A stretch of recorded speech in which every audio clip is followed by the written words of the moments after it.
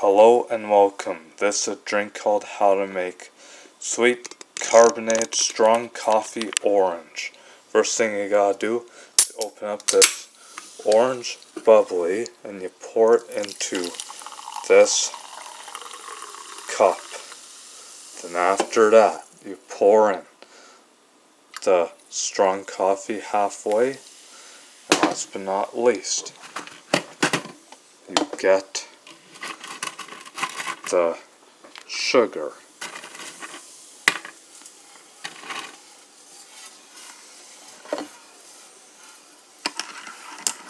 And then you stir it up.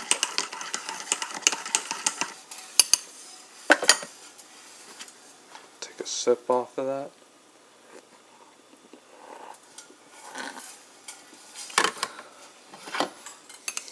Stir some more.